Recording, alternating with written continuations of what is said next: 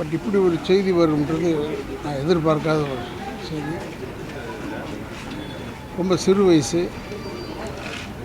இந்த சுத்தவன்னு எல்லோரும் நல்லவன் சொல்லுவாங்க, அந்த நல்லவன் சொல்லலை நான். அவன் ஏன்னா எல்லாருக்கிட்டையும் அன்பாக தான் இருக்கும், யார்கிட்டையும் முறைச்சி பேசி கோவத்தில் பேசுங்கிறதாவே கிடையாது. ரொம்ப ஒரு அன்பான ஒரு இதயம்.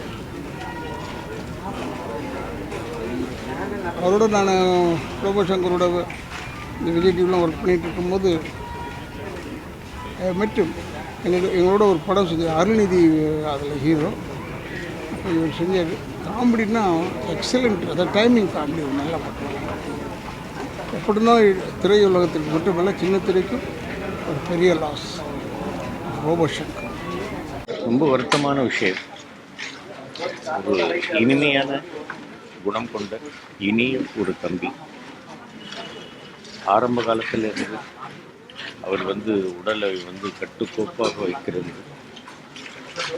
இந்த ரோபோ மாதிரி டான்ஸ் பண்ணும்போதெல்லாம் பார்த்திருக்கிறேன், ரசித்திருக்கிறேன். ஆரம்ப காலத்திலிருந்து அவரோடு நல்ல பழக்கம். அண்ணன் அப்படின்ற வார்த்தைக்கு ஒரு வார்த்தை சொன்ன குழந்தை அவருடைய மகள் பெரியமலையிலிருந்து அனுப்ப அதுக்கெல்லாம் கூட என்னை கூப்பிட்டிருந்தாங்க. ரொம்ப தங்கமான குணம் கொடுத்தவர், குணமுடையவர்.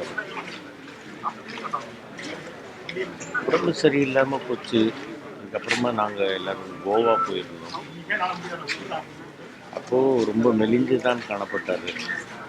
அப்போ என்னுடைய மனைவி மகள் கூடவே இருந்தவருக்கு எல்லாம் பண்ணி கொடுத்து பணிவிடை பண்ணி பார்த்து கொண்டார்கள்.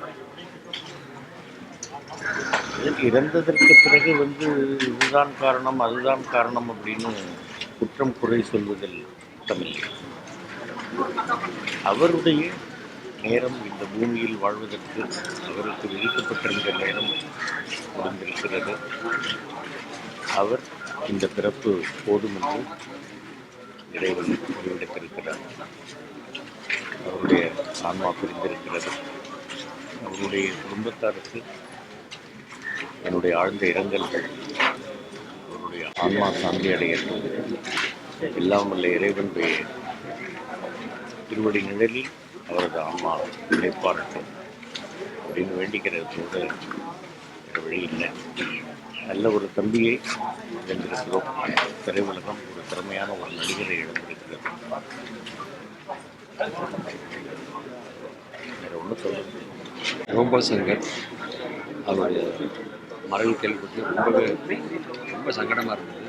ஏன்னா எனக்கும் அவருக்கும் நிறையாவே நட்பு உண்டு.